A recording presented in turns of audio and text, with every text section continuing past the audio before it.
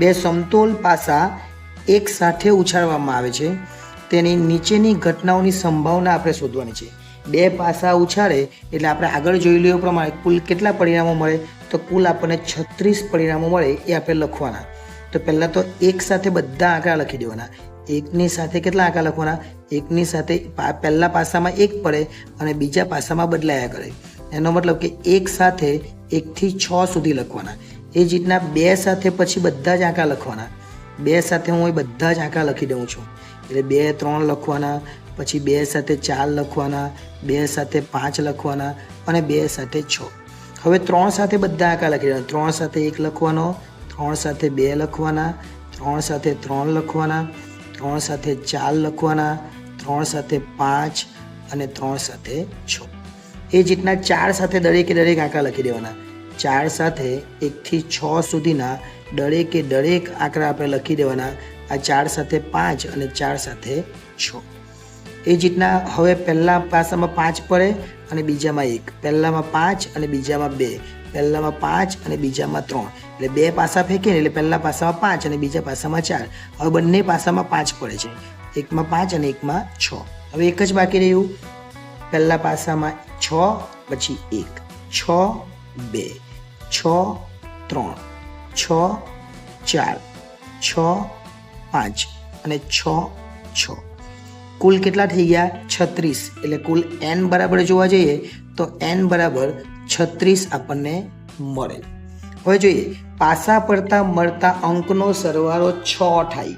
કેટલો થાય? 6। દાખલા નંબર 1, એને આપણે નામ આપવાનું ઘટના A। ઘટના A શું નામ આપવાનું? ઘટના A। પછી B આપીશું પાસા પર મળતા અંકનો સરવાળો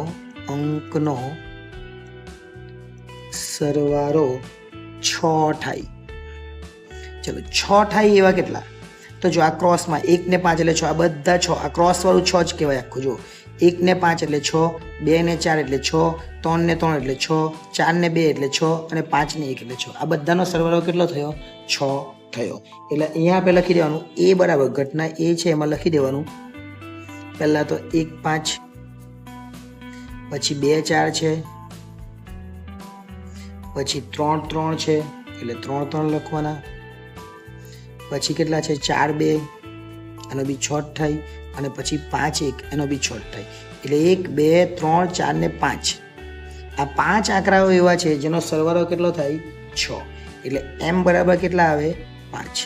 તો હવે આપણે PA શોધી કાઢવાનો। PA શોધવા માટે જગ્યા ઓછી પડે એટલે માટે અહીંયા શોધી કાઢું PA બરાબર m/n। એટલે m કેટલા આવ્યા? 5 અને n કેટલા છે? તો 36। એટલે આપણો પહેલો જવાબ આવે 5/36। એટલે આ રીતે આપણે બધા જ દાખલાઓ કરવાના છે।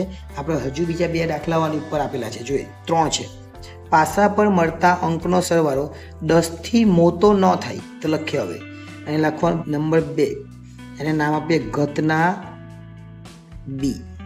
શું લખવાનું છે? પાસા પર ઉપર જે લખેલું તે મળતા અંકનો સરવાળો, મળતા અંકનો સરવાળો શું કીધેલું છે? 10 થી મોટો ન થાય। 10 થી મોટો નહીં થાય એવું શોધવાનું છે। હવે 10 થી મોટો થાય એ ખોટી કરીએ। 10 થી મોટા કેટલા? તો 10 થી મોટા જો આ 10, આ 10 ને આ 10, એટલે 10 થી મોટા આ 3 જ કહેવાય।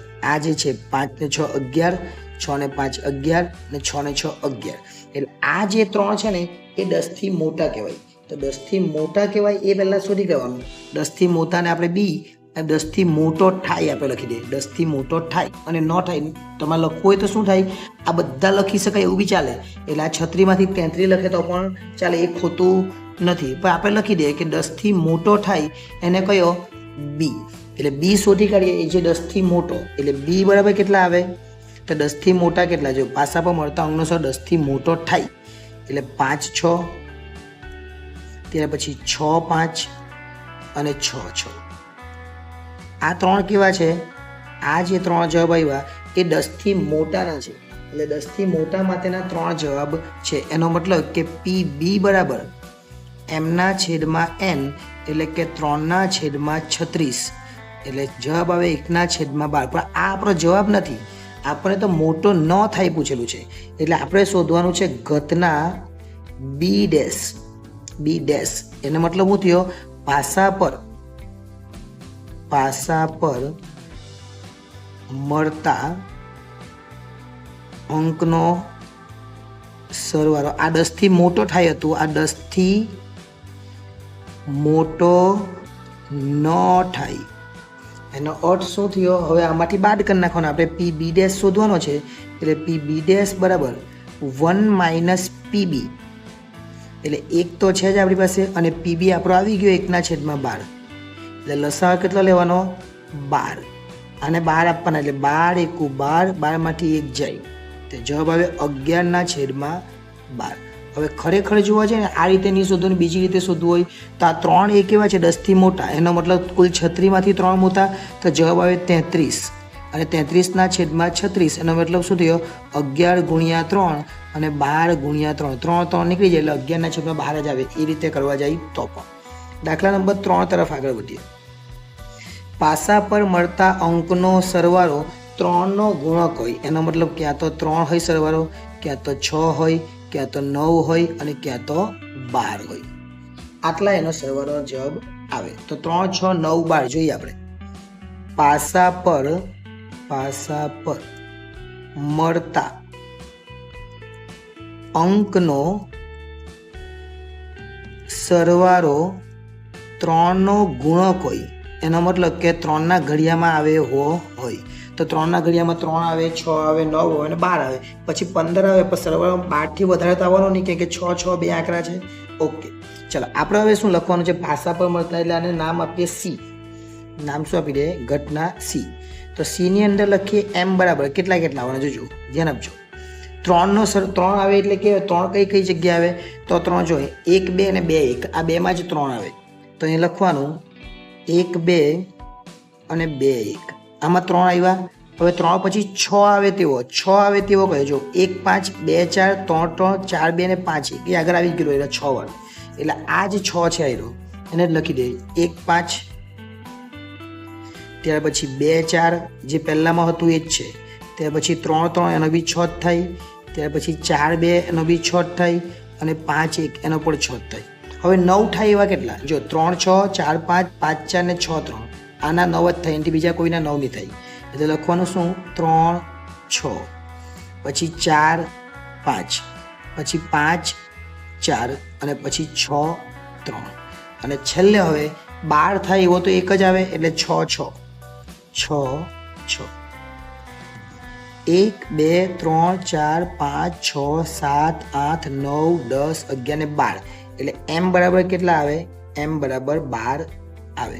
એટલે આપણે શોધવાનું PC બરાબર m/n.